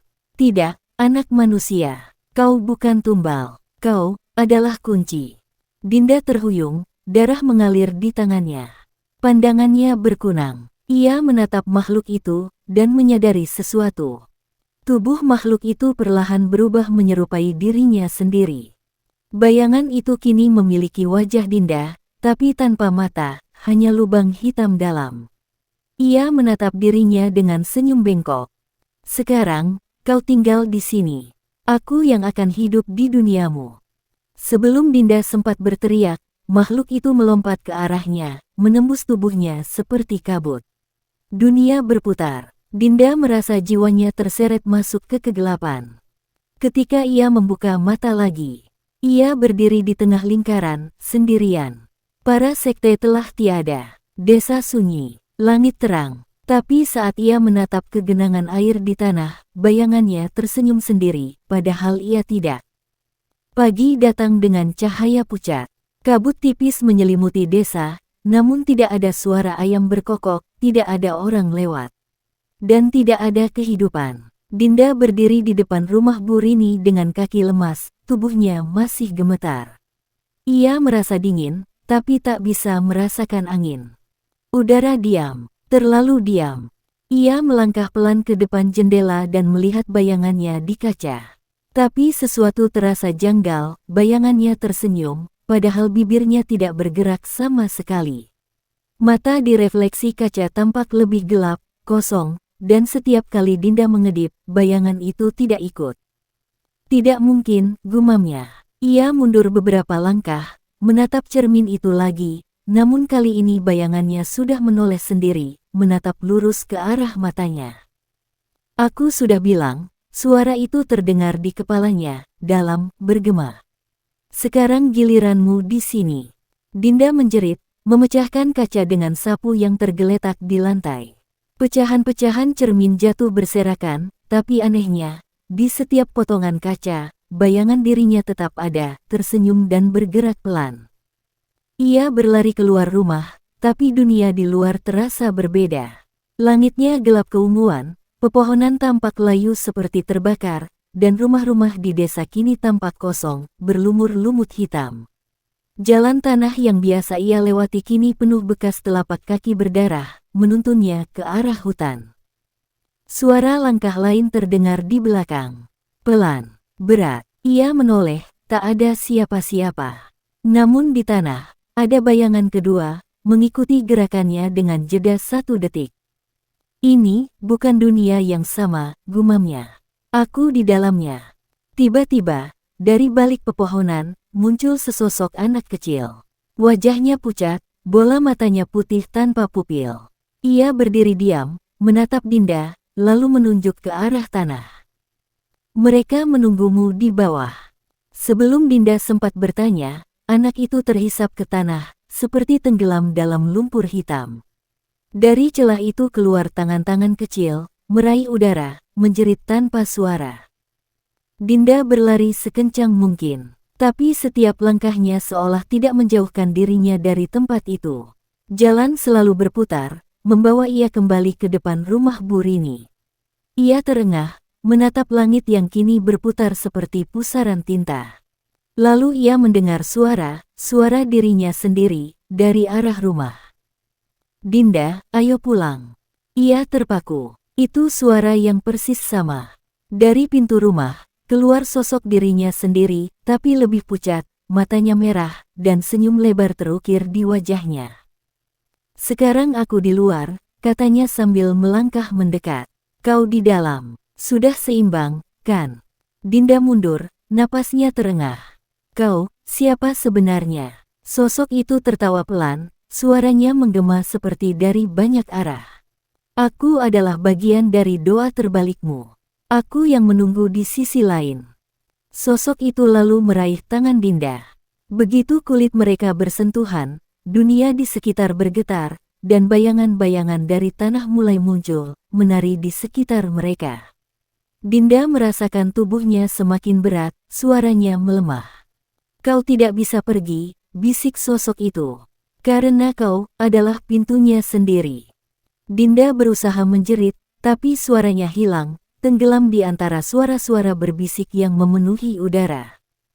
"Kau di sini selamanya. Darahmu telah mengikatmu. Bayanganmu sudah menjadi kami." Dalam keputusasaan, Dinda menutup mata dan berdoa, kali ini dengan sepenuh hati, menyebut nama Tuhan dengan tangis dan ketakutan. Cahaya putih muncul lagi, menembus dari dadanya, membakar tangan sosok bayangan yang memegangnya. Bayangan itu berteriak marah, suaranya memecahkan udara. "Kau pikir bisa keluar? Pintu sudah jadi bagian dari dirimu." Cahaya semakin terang, membuat semua bayangan di sekitarnya menguap seperti asap. Tapi sebelum semuanya hilang, Dinda sempat mendengar kalimat terakhir dari suara itu. "Bahkan jika kau keluar, bayanganku akan tetap di dunia." Lalu semuanya gelap. Dinda terbangun dengan napas memburu. Cahaya matahari menembus jendela, membuat ruangan terasa nyata dan hangat. Ia tergeletak di lantai ruang tamu rumah Bu Rini, tubuhnya penuh debu dan bekas luka. Sekilas, semuanya tampak normal. Tak ada asap hitam, tak ada sekte, tak ada suara-suara.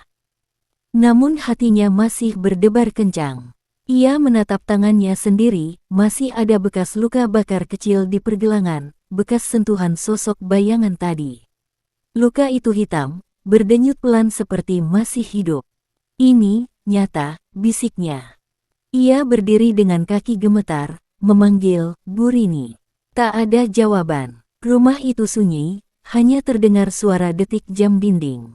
Tapi sesuatu membuatnya menggigil, jam dindingnya bergerak mundur. Detik demi detik berjalan ke arah yang salah. Tepat saat jarum panjang mencapai angka 12, terdengar suara klik kecil dari belakang. Dinda menoleh cepat, di sana, pintu depan terbuka sendiri. Dari celah pintu, ia melihat jalan desa yang kembali seperti semula. Tapi setiap kali ia menatap lebih lama, bayangannya di tanah mulai terlambat mengikuti. Saat ia melangkah, bayangan itu diam. Saat ia berhenti, barulah bayangan itu berjalan sendiri. Ketakutan mulai tumbuh. "Kau masih di sini, ya?" gumamnya pelan. Bayangan itu seolah bergerak menatapnya. Dan perlahan, dari dalam bentuk gelap itu, muncul senyum samar, tidak lebar, hanya sedikit, tapi cukup membuat Dinda mundur panik. Ia berlari keluar, menuju jalan utama. Desa tampak normal, ada ibu-ibu menjemur pakaian, anak kecil berlari, ayam berkeliaran. Tapi tak seorang pun menoleh ke arahnya. Ia mencoba menyapa, "Halo, Bu, permisi." Tak ada yang menjawab. Semua berjalan seolah tidak bisa melihatnya. Ia menyentuh pundak seorang lelaki tua yang lewat, tapi tangannya menembus tubuhnya, seperti menyentuh udara. Dinda mundur, menatap tangannya dengan ngeri. "Apa, aku masih di sana?" Lalu dari ujung jalan, ia melihat dirinya sendiri, Dinda lain, berjalan dengan wajah tenang, membawa tas, dan menyapa para penduduk desa. Mereka tersenyum padanya. Mereka melihat versi itu. Dinda membeku di tempat. "Itu, aku." Sosok Dinda lain itu menoleh, menatap lurus ke arah Dinda yang asli. Untuk sesaat, waktu terasa berhenti. Dunia membeku. Daun yang jatuh berhenti di udara. Burung di langit membisu. Sosok Dinda palsu itu tersenyum dan melambaikan tangan perlahan. Terima kasih sudah membukakan pintu. Suara itu terdengar langsung di kepala Dinda. Lalu dunia bergetar. Dinda jatuh berlutut, matanya perih, kepalanya seperti ditarik dari dua arah berbeda. Ia menjerit, pergi, kembalikan tubuhku. Sosok Dinda palsu hanya tertawa kecil, lalu berbalik dan berjalan menjauh, diikuti oleh bayangan hitam besar yang mengikuti langkahnya. Sementara Dinda yang asli hanya bisa berteriak tanpa suara, terjebak di antara dua dunia, terlihat tapi tak tersentuh, hidup tapi bukan manusia sepenuhnya. Dari kejauhan, ia mendengar bisikan yang sudah familiar, suara yang dulu ia dengar dari balik hutan. Yang membuka pintu, tak pernah bisa menutupnya. Dan ketika ia menunduk, bayangannya kini memegang tangannya sendiri, menggenggam erat seolah ingin menariknya masuk lagi ke bawah tanah. Langit sore di desa Wuning tampak seperti terbakar. Matahari memerah, menggantung berat di ufuk barat, sementara udara mulai dingin menusuk. Dinda berjalan di jalanan tanah yang sepi, tubuhnya goyah, pandangannya kabur.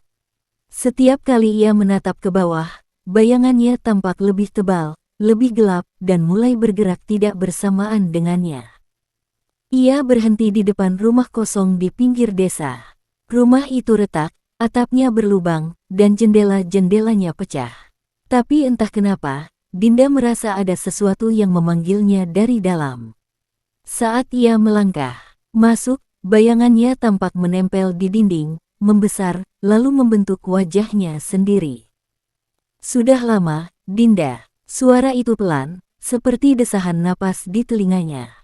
Dinda membeku. Kau, siapa? Bayangan itu tersenyum samar.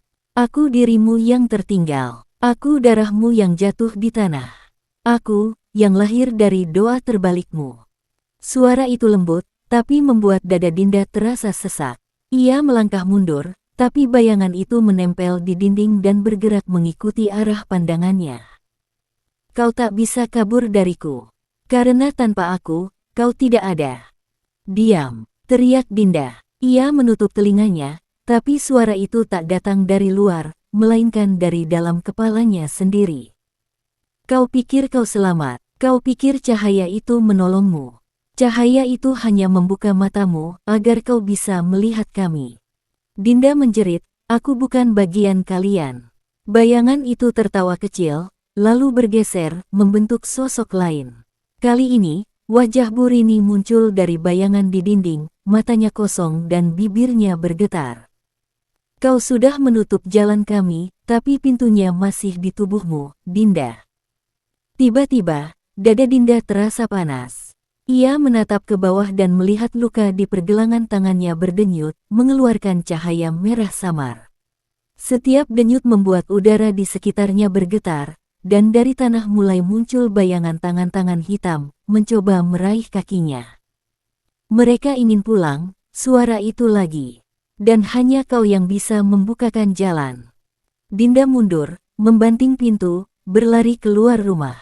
Tapi di luar, suasana berubah, desa yang tadi terang kini gelap lagi, dan semua rumah terlihat seperti terbakar dari dalam. Asap hitam merambat dari atap-atap, membentuk huruf-huruf di udara yang tak bisa ia baca. Suara tangisan anak-anak terdengar samar dari kejauhan. Suara itu bukan menangis karena takut, tapi menertawakan. Kau sudah jadi seperti kami, Kak Dinda. Ia menutup telinga, berlari tanpa arah, tapi suara bayangannya tak mau hilang. Kau tahu apa itu tumbal, Dinda? Tumbal bukan korban. Tumbal adalah kunci. Dan kunci harus tetap di antara dua dunia. Dinda jatuh berlutut di jalan, memegangi kepalanya. Air matanya bercampur darah dari hidung. Di tanah, bayangannya kini menatapnya balik, matanya merah, bibirnya tersenyum. Kau bisa bebas kalau menyerahkan satu nyawa lagi. Tidak, bisik Dinda. Aku tidak mau. Satu nyawa, Dinda. Satu saja. Maka aku akan pergi. Bayangan itu perlahan memanjang, menjulur ke tanah, membentuk sosok, dan saat Dinda menatapnya, ia menyadari sosok itu adalah ibunya, dengan wajah sedih dan mata hitam kosong. Tolong aku, nak. Dinda membeku. Suaranya tercekat. Air matanya jatuh.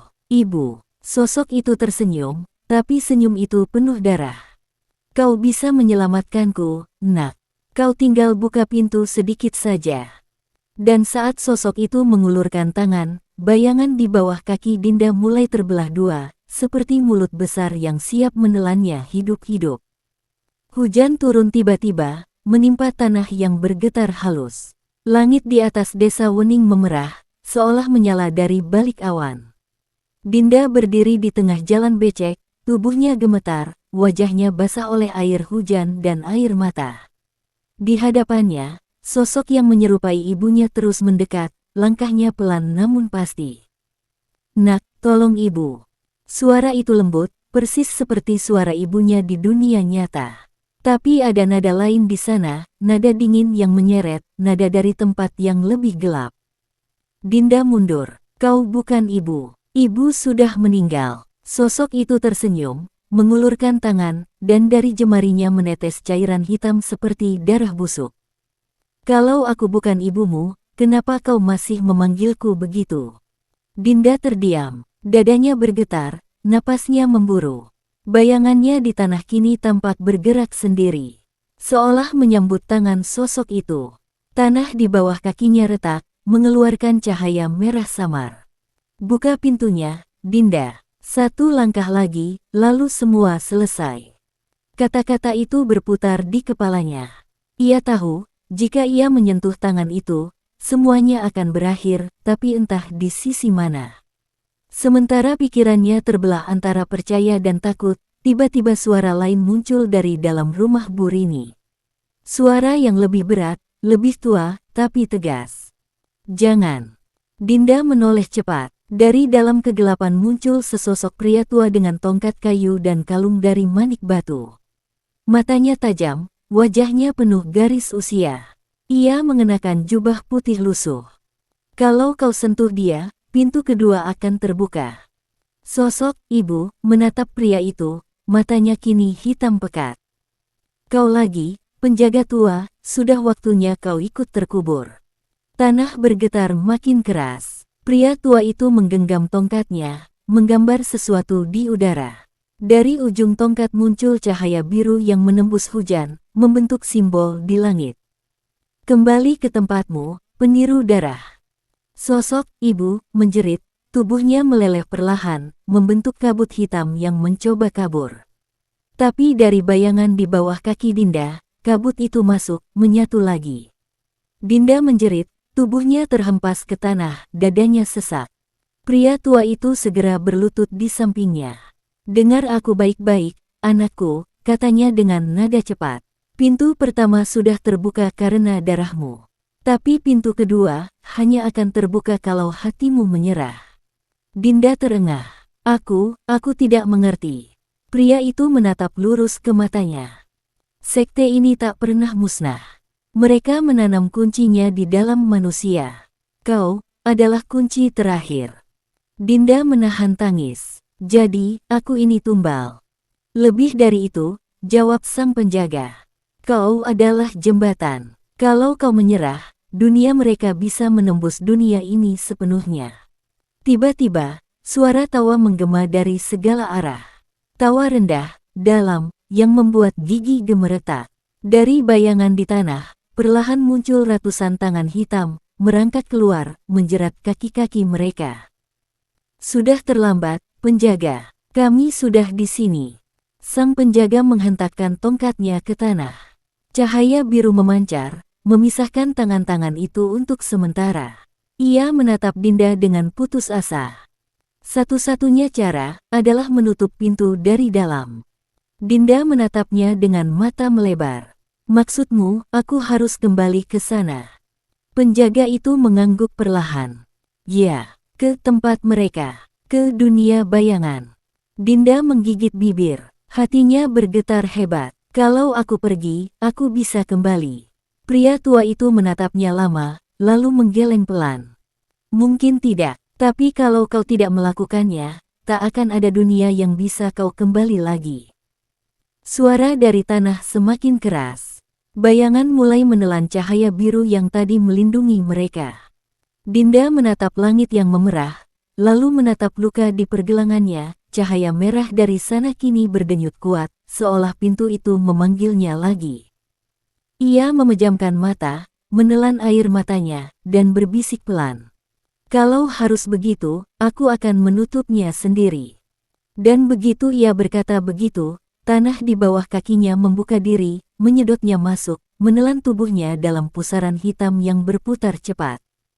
Suara penjaga tua memanggil, "Dinda, ingat, jangan percaya pada cahaya merah." Lalu semuanya gelap. Dinda membuka matanya perlahan. Pandangannya kabur, tapi yang pertama ia rasakan adalah bau tanah basah dan besi. Udara di sekitarnya pekat, berat, seperti terperangkap di dalam gua tanpa pintu keluar.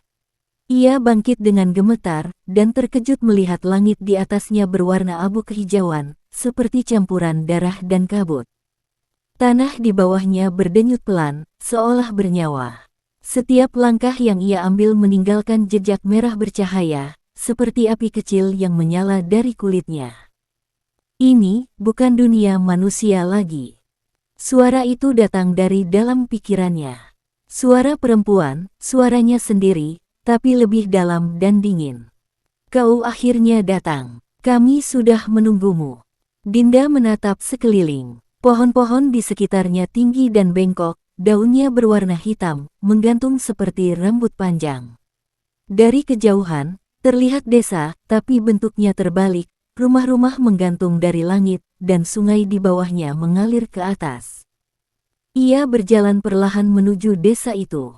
Di sepanjang jalan, bayangan-bayangan bergerak di antara pepohonan, mengintainya. Beberapa tampak seperti manusia tanpa wajah, beberapa hanya kabut yang menyerupai tubuh. "Kau yang membuka pintu pertama," bisik salah satu dari mereka dengan suara serak. "Darahmu sudah terikat pada kami." Dinda mempercepat langkah, menutup telinganya, tapi suara itu terus mengikuti. Setiap langkah terasa seperti menembus lapisan udara yang semakin dingin. Saat ia sampai di depan desa, sesuatu yang aneh terjadi. Tanah di depannya memantulkan bayangannya sendiri, tapi bayangan itu tersenyum padanya. "Kau kembali, akhirnya." Bayangan itu keluar dari permukaan tanah seperti air. Wujudnya sama persis seperti Dinda, tapi matanya berwarna hitam penuh, dan kulitnya pucat kebiruan. Ia melangkah maju dan memegang tangan Dinda. "Aku adalah kau yang pernah menyerah. Aku yang mereka bentuk." Dinda berusaha menarik tangannya, tapi genggaman itu kuat, dingin, seperti logam beku. "Aku tidak menyerah. Aku di sini untuk menutup pintu." Bayangan Dinda tertawa kecil. "Pintu? Sudah lama kau tidak tahu apa yang terjadi, ya?" Ia menunjuk ke langit yang terbelah samar. "Waktu di sini tidak berjalan seperti di dunia atas. Di sini, sudah berlalu 70 tahun sejak pintu pertama terbuka." Dinda terdiam, tubuhnya bergetar. "Itu tidak mungkin." Bayangan itu menatapnya dengan senyum lebar. "Sekte itu sudah lama lenyap di dunia manusia. Tapi arwah mereka hidup di sini. Mereka menunggumu, tumbal terakhir. Kau pikir bisa menutup sesuatu yang sudah menjadi bagian dari dirimu?" Dinda menggeleng, air matanya mulai mengalir. "Tidak, aku masih bisa melawan." "Melawan? Dengan apa? Semua darahmu sudah menjadi kunci." Bayangan itu mengangkat tangannya, dan dari dalam tanah muncul pintu besar dari tulang, diukir dengan simbol-simbol merah. Pintu itu berdetak, sama seperti jantung. "Ini pintu kedua. Sekarang hanya kau yang bisa membukanya sepenuhnya." Tanah di sekitar mereka mulai retak. Dari celah-celahnya, muncul tangan-tangan manusia, tapi kini kering dan bersisik, menarik diri dari bawah. Wajah-wajah mereka adalah para pengikut sekte lama, orang-orang yang telah dikorbankan, kini hidup sebagai penjaga di dunia terbalik ini. Kami menunggu darahmu, Dinda. Kau adalah penggenap. Dinda menjerit, mundur beberapa langkah. Tapi setiap kali ia mundur, tanah di belakangnya berubah menjadi bayangan dirinya sendiri, memaksanya kembali ke depan. Kau tidak bisa kabur dari cermin. Karena di sini, semua yang ada hanyalah pantulan dari hatimu sendiri. Dinda menatap pintu itu, lalu ke dirinya sendiri yang jahat. Jantungnya berdegup cepat. Ia teringat kata-kata penjaga tua. Jangan percaya pada cahaya merah. Dan kini, dari sela-sela pintu itu, keluar cahaya merah menyilaukan, seperti sedang memanggilnya masuk. Dinda menutup matanya, lalu berbisik pelan. Kalau aku kunci terakhir, berarti aku juga bisa menghancurkannya. Bayangan dirinya tertawa. Kalau kau menghancurkan pintu, kau ikut hancur bersama kami. Aku tahu. Ia menggenggam tangannya, menatap darah yang masih berdenyut di pergelangan. Lalu tanpa ragu, ia menancapkan jarinya ke dalam simbol pintu itu. Cahaya merah berubah menjadi putih menyilaukan. Suara teriakan memenuhi udara, teriakan makhluk-makhluk bayangan, teriakan dari dalam dirinya. Langit mulai runtuh. Dunia terbalik itu pecah seperti kaca, retak dan terhisap ke dalam cahaya putih. Dan di tengah pusaran kehancuran itu, Dinda mendengar satu suara terakhir, sangat jauh, tapi penuh harapan. Dinda, kau berhasil. Lalu semuanya gelap total. Cahaya putih itu memudar perlahan, berubah menjadi kabut tipis yang dingin. Dinda membuka matanya, napasnya tersengal. Tubuhnya gemetar hebat, seolah baru saja diangkat dari dalam kubur. Ia menatap sekeliling, tanahnya basah, udaranya lembab, dan pepohonan di sekitar tampak sama seperti sebelumnya. Tapi ada sesuatu yang berbeda. Hening, benar-benar hening. Tak ada suara jangkrik, tak ada desir angin, bahkan napasnya sendiri terdengar terlalu keras. Ia berdiri perlahan, tubuhnya lemah, bajunya kotor penuh lumpur. Dari kejauhan, samar-samar terlihat bentuk desa Wening. Aku berhasil keluar. Langkahnya berat ketika ia berjalan menuruni jalan tanah itu.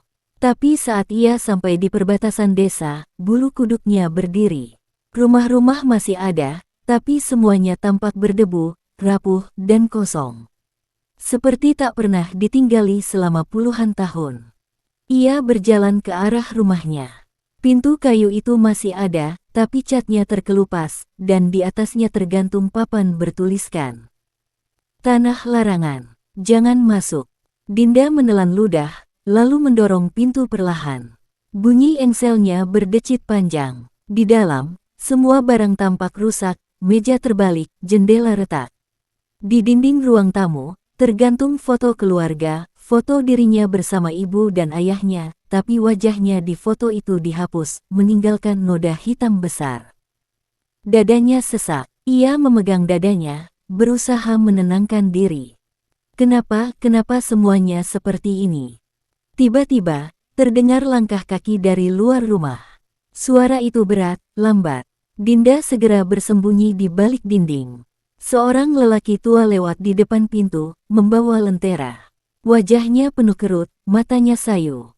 Dinda memberanikan diri keluar. Pak, maaf, ini desa Wening, kan? Orang tua itu menatapnya lama, lalu menggeleng pelan. Desa ini tak punya nama lagi, nak. Sudah lama ditinggalkan. Tak ada yang berani tinggal di sini sejak kejadian itu. Kejadian apa? Orang tua itu menatapnya dengan mata bergetar, seperti menahan ketakutan lama. Sekte itu. Sekte yang membakar diri mereka sendiri 70 tahun lalu. Katanya, mereka memanggil sesuatu dari dunia lain. Sejak itu, setiap malam, ada suara perempuan menangis di tengah desa. Dinda terdiam, darahnya seolah berhenti mengalir. 70 tahun. Orang tua itu mengangguk. Ya, banyak yang bilang waktu di sini tak berjalan normal sejak itu. Ia menatap wajah Dinda lekat-lekat. Kau mirip sekali dengan gadis di cerita itu. Dinda mematung. Gadis, apa? Dulu ada seorang gadis, namanya Dinda. Mereka bilang dia menghilang malam itu. Katanya, dia yang jadi tumbal terakhir. Tangannya gemetar. Kalau begitu, siapa aku? Orang tua itu menatapnya lama, lalu mundur perlahan, wajahnya memucat. Kalau kau bukan arwahnya, berarti kau bukan dari dunia ini. Dinda melangkah mundur, jantungnya berdegup cepat. Tapi saat ia berbalik, seluruh desa kini dikelilingi kabut hitam tebal. Rumah-rumah mulai bergeser pelan, seperti hidup. Lalu dari kejauhan, terdengar suara tawa perempuan, halus dan dingin. Kau pikir bisa keluar, Dinda? Dinda membeku. Suara itu, suara bayangannya sendiri. Dari balik kabut, muncul siluet dirinya, dengan mata hitam, senyum jahat, dan tubuh yang menggantung di udara. Kau menutup pintunya, tapi lupa sesuatu. Dinda menatapnya dengan ketakutan. Apa yang kulupakan? Bayangan itu mendekat, menyentuh dadanya. Kalau kau kunci, maka tak ada pintu yang bisa menahanmu. Tiba-tiba, cahaya merah kembali menyala di pergelangan tangannya. Simbol itu hidup lagi, berdetak kuat. Tanah di bawahnya bergetar. Orang tua yang tadi berteriak dan lari, tapi sebelum sempat jauh, tanah terbuka, menelannya hidup-hidup. Dinda menjerit, "Tidak, aku sudah menutupnya. Aku sudah." Bayangan itu menyeringai. Tidak ada pintu yang benar-benar tertutup, kalau kuncinya masih hidup. Cahaya merah di tangannya kini menjalar ke seluruh tubuh. Dari setiap pori-porinya keluar asap hitam, berputar mengelilingi tubuhnya. Langit yang semula kelabu kini berwarna merah pekat. Rumah-rumah mulai runtuh satu persatu. Dan di kejauhan, suara tangisan perempuan terdengar lagi, tapi kini semakin banyak, bergema seperti ratusan jiwa yang terperangkap. Dinda berlutut, menutup telinganya, berteriak sekuat tenaga. "Berhenti, aku bukan bagian dari kalian." Namun bayangan itu menatapnya dingin, lalu berbisik pelan. "Oh, Dinda, kau bukan bagian dari kami. Kau adalah kami." Dan dalam sekejap, bayangan itu masuk ke dalam tubuhnya. Dunia di sekitarnya bergetar hebat, dan suara 1000 bisikan menyatu menjadi satu. Pintu ketiga akan segera terbuka. Hujan turun deras di atas langit merah. Petir menyambar, tapi suaranya seperti tangisan 1000 jiwa, bukan guntur. Dinda terhuyung di tengah jalan desa yang kini retak, darah merah bercampur lumpur mengalir di sekelilingnya. Tangannya bergetar hebat, urat-urat di bawah kulitnya menyala merah seperti bara api. Setiap kali ia mencoba berdiri, suara-suara di kepalanya semakin keras, berbisik serempak, tumpang tindih, memanggil, memohon, dan menertawakan. "Kau tubuh kami, kau wadah, kau pintu, kau yang akan membangkitkan mereka." Dinda menutup telinganya, tapi percuma, suara itu dari dalam. Tubuhnya terasa bukan miliknya lagi. Setiap tarikan napas seperti menelan udara asing, penuh bayangan. Tiba-tiba, di tanah di depannya, muncul sosok pria tua penjaga, tubuhnya setengah transparan, matanya memancarkan cahaya biru redup. Ia tampak lemah, tapi masih membawa tongkatnya. "Dinda," suaranya berat, parau. "Kau harus melawannya. Jangan biarkan mereka mengambil bentukmu sepenuhnya." Dinda menatapnya dengan mata penuh air mata. Aku tak bisa, Pak. Mereka ada di dalamku. Aku bisa merasakannya, mereka bernafas di dadaku." Penjaga itu menggeleng. "Mereka bukan bernafas, Dinda. Mereka menyatu. Tapi selama hatimu belum menyerah, masih ada jalan." Dinda berlutut, menatap tangannya yang kini berubah hitam sebagian. Dari sela-sela jarinya keluar asap pekat. "Kalau aku kunci, bagaimana aku bisa menutupnya?" Penjaga itu menatap langit yang bergetar. "Ada cara, tapi tak mudah. Kau harus menghancurkan sumber cahayanya, darah merah di jantungmu. Hanya itu yang mengikat mereka padamu." Dinda menatapnya kaget. "Maksudmu, aku harus membunuh diriku sendiri? Bukan tubuhmu, tapi jiwa yang mereka tempati." Tiba-tiba, dari balik reruntuhan rumah, muncul bayangan hitam besar, menjulang seperti kabut padat.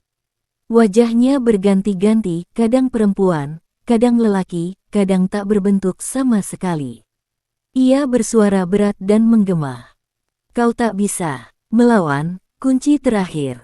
Kami sudah tumbuh dari dalam darahmu. Kau bukan manusia lagi. Dinda mundur, tapi tanah di belakangnya berubah menjadi mata raksasa yang terbuka lebar, menatapnya tajam. Penjaga itu menghentakkan tongkatnya. Cahaya biru menyebar, menahan makhluk itu untuk sementara. Cepat, Dinda. Fokus pada jantungmu. Rasakan mana dirimu yang asli. Dinda menutup matanya, mencoba mengatur napas. Suara-suara di kepalanya semakin kacau. Kau milik kami. Serahkan dirimu. Biarkan dunia kami lahir. Ia menggigit bibir, darah segar menetes. Di dalam pikirannya, ia melihat dua dunia, dunia bayangan yang terbakar, dan dunia nyata yang hancur perlahan. Kalau aku harus memilih, aku pilih dunia manusia. Ia meletakkan tangannya di dada, tepat di atas jantung. Cahaya merah di sana semakin terang, seperti bara api. Ia menekan kuat-kuat, menahan sakit yang luar biasa. Tubuhnya menjerit, bergetar, tulang-tulangnya seperti retak dari dalam. Tidak, teriak makhluk hitam itu. Kalau kau hancurkan itu, kau hancur juga. Dinda menatapnya dengan mata penuh tekad. Lebih baik aku hancur, daripada dunia ikut mati. Dan dengan teriakan panjang, ia menusukkan tangannya sendiri ke dadanya. Cahaya merah memancar kuat, menembus langit. Seluruh desa bergetar, langit terbelah, suara ribuan arwah menjerit serempak. Makhluk hitam itu melengking, tubuhnya pecah menjadi kabut, tersedot ke dalam cahaya putih dari dada Dinda. Penjaga tua menutup mata, menunduk pelan. Akhirnya, rantainya putus. Tubuh Dinda perlahan memudar. Wajahnya tenang, senyum tipis terukir di bibirnya. Terima kasih, Pak, sudah percaya padaku. Lalu seluruh tubuhnya lenyap dalam cahaya putih, meninggalkan hanya debu halus yang berpendar di udara. Langit kembali cerah, kabut hilang. Desa Wening kini tampak sunyi, tapi bersih, seperti baru lahir. Penjaga tua menatap debu yang berkilau itu. Setiap pintu butuh kunci, dan setiap kunci butuh pengorbanan. Ia menatap ke arah tempat Dinda berdiri tadi, lalu berbisik lirih. Semoga jiwamu menemukan jalan pulang. Namun di antara desir angin yang lembut, samar-samar terdengar bisikan pelan, suara Dinda sendiri. Aku belum pulang, belum sepenuhnya. Dan di sudut rumah yang telah hancur, bayangan kecil berbentuk dirinya perlahan muncul kembali. Angin malam kembali berhembus lembut di desa Wening. Langit kini tampak normal, biru keabu-abuan dengan taburan bintang samar.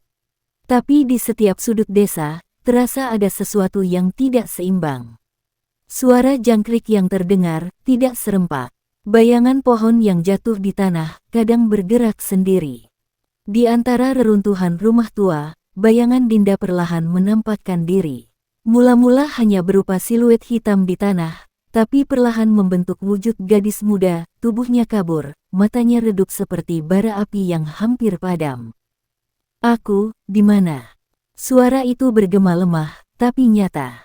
Ia menatap tangannya, mencoba menyentuh tanah, namun jemarinya menembus permukaan bumi, seperti kabut yang tak bisa berpijak. Aku, bukan manusia. Dari kejauhan, suara langkah kaki terdengar.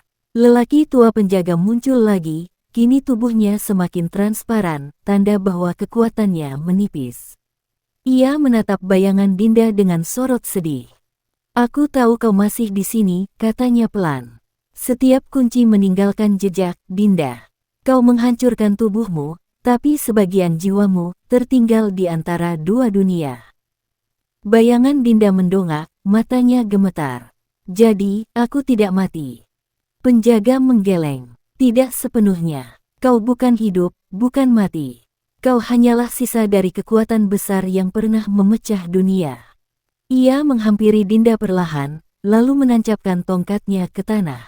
Dari sana muncul cahaya biru kecil, membentuk lingkaran di sekitar Dinda. Aku bisa mengurungmu di sini, agar dunia aman. Tapi, jika hatimu masih gelap, bayanganmu bisa menembus segel ini suatu hari. Dinda menunduk, wajahnya penuh kesedihan. Aku hanya ingin menebus semua yang terjadi. Aku tidak ingin menjadi ancaman. Penjaga itu memejamkan mata sejenak. Kalau begitu, lakukan satu hal untukku. Dinda menatapnya. Apa? Jaga desa ini. Jangan biarkan mereka yang tamak datang ke sini lagi. Jangan biarkan siapapun membangunkan pintu yang sudah tertutup. Bayangan Dinda perlahan mengangguk. Aku akan menjaga. Namun saat ia berbicara, suara lain muncul dari dalam dirinya, suara yang lebih dalam, lebih dingin.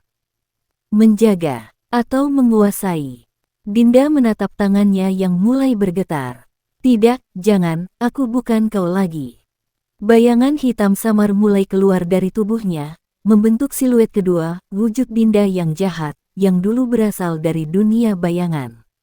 Ia tertawa lirih, menatap penjaga. Kau pikir bisa menahan dua sisi dalam satu jiwa. Yang satu ingin menebus, yang satu ingin menguasai, tapi keduanya adalah aku. Penjaga itu menancapkan tongkatnya ke tanah lagi. Cahaya biru menyala terang, menekan kedua sosok itu. Tapi bayangan jahat Dinda menatapnya tajam, lalu tersenyum menyeringai. Kau tua dan lemah, penjaga. Dunia berubah. Kau tak bisa mengurung sesuatu yang lahir dari kegelapan. Cahaya biru meredup, penjaga tampak goyah. Ia berlutut, tubuhnya bergetar. Dinda, cepat, kendalikan dirimu. Bayangan baik Dinda memejamkan mata, menahan tangannya sendiri. Pergi, dari tubuhku. Terlambat, jawab sosok jahat itu, lalu menatap langit. Aku sudah menanam akar di dalam dunia ini. Pintu boleh tertutup, tapi akar tetap tumbuh. Petir menyambar langit, tanah bergetar pelan. Dari bawah desa, muncul retakan kecil, mengeluarkan cahaya merah samar, tanda bahwa sisa energi pintu itu belum benar-benar lenyap. Dinda menjerit, berusaha menekan tanah dengan kedua tangannya, mencoba menahan retakan itu. Tapi bayangan jahatnya hanya berdiri di belakang, menatap dengan senyum lebar. Kau bisa menahannya hari ini, tapi bagaimana dengan esok? Dan esoknya lagi. Penjaga tua menatap mereka dengan sisa kekuatannya. Setiap kegelapan pasti mencari jalan. Ia memandang Dinda lemah. Jika kau gagal menahan sisi itu, dunia akan kembali terbelah. Bayangan jahat Dinda menatapnya dingin. Mungkin itulah takdirnya. Seketika, bayangan itu menghilang ke tanah, menyatu dengan retakan merah yang masih bersinar samar. Dinda menatapnya ngeri. Tidak, kembalilah. Tapi semua sudah terlambat. Cahaya merah di tanah perlahan mereda, menandakan bahwa sisi gelap Dinda kini bersembunyi di bawah bumi, menunggu waktu. Penjaga tua berlutut lemah, suaranya parau. Kau harus terus berjaga, karena kalau sisi itu bangkit lagi, pintu ketiga akan terbuka. Dinda menunduk, air mata hitam menetes dari matanya. Aku janji, aku akan menahan sisi itu. Berapapun lamanya. Penjaga tersenyum samar, lalu tubuhnya menghilang perlahan menjadi cahaya biru. Semoga janji itu cukup. Dan malam pun jatuh lagi. Di atas desa yang sunyi, bayangan Dinda berdiri seorang diri, memandang langit. Dalam keheningan itu, hanya satu kalimat terlintas dalam pikirannya. Kalau aku gagal, dunia akan tenggelam dalam bayanganku sendiri. Langit di atas desa berubah menjadi warna merah tua, seperti darah yang tumpah perlahan ke tanah. Angin berhenti, burung-burung lenyap. Tidak ada suara selain detak jantung Dinda yang berpacu dengan ketakutannya. Ia berdiri di tengah jalan, tubuhnya kini setengah transparan antara hidup dan mati. Bayangan di bawah kakinya bergerak bebas, seperti makhluk hidup yang gelisah. Sudah berakhir, kan? Suaranya bergetar, penuh harap. Tapi jawaban datang dari dalam kepalanya, suara rendah, familiar, tapi lebih dalam dari sebelumnya. Belum, karena kau yang terakhir. Dinda menoleh. Dari ujung jalan, para anggota sekte berjalan perlahan. Wajah mereka tidak lagi seperti manusia, sebagian terkelupas, sebagian hitam terbakar. Mata mereka kosong, tapi bibir mereka tersenyum. Mereka datang dari setiap rumah, dari setiap sudut desa. Ini, mimpi. Dinda mundur, menatap sekeliling. Namun tak ada tempat lari. Setiap arah ditutup oleh bayangan hitam yang membentuk lingkaran besar di tanah. Bu Rini muncul di depan rombongan, wajahnya kini penuh luka. Kau yang membangunkan mereka, Dinda, katanya pelan. Setiap sekte butuh penumbal terakhir agar bisa bangkit lagi. Dinda bergetar, tapi aku hanya ingin menolong. Dan kau melakukannya, jawab Bu Rini dengan senyum ganjil. Kau telah membuka pintu antara dunia kami dan dunia mereka. Kau, jembatannya. Tanah di bawah Dinda mulai bergetar. Bayangannya merekah, membentuk lubang gelap seperti pusaran air. Dari dalamnya, tangan-tangan hitam muncul, meraih kakinya, menarik perlahan. Dinda berteriak keras. Ia mencoba melawan, tapi tubuhnya terasa berat, seperti disedot oleh sesuatu yang tak terlihat. Bayangan itu tertawa, gema suaranya memantul di seluruh desa. Para anggota sekte berlutut serentak. Mereka berdoa dalam bahasa aneh, memanggil sesuatu yang tak bisa dimengerti manusia. Langit semakin gelap, hujan darah mulai turun. Dinda menatap ke depan, dan melihat versi dirinya yang palsu, berdiri tegak di tepi jalan, tersenyum lembut sambil menatapnya jatuh. Tenang saja, aku akan melanjutkan hidupmu. Tak ada yang akan tahu bedanya. Tidak, jerit Dinda terakhir kali, sebelum tubuhnya benar-benar tersedot ke dalam bayangan. Suaranya menghilang, berganti dengan sunyi. Beberapa detik kemudian, semuanya kembali normal. Langit cerah, desa tampak biasa, anak-anak berlarian, ibu-ibu menjemur pakaian. Tak ada yang aneh. Hanya satu hal yang berbeda, Dinda kini duduk di depan rumah Bu Rini, tersenyum manis pada semua orang yang lewat. Tapi di bawah sinar matahari, bayangannya tidak mengikuti gerak tubuhnya. Bayangan itu diam, lalu menoleh sendiri ke arah penonton, tersenyum, dan berbisik pelan. Kau ingin tahu bagaimana rasanya ditumbalkan? Selesai. Terima kasih telah mendengarkan hingga akhir.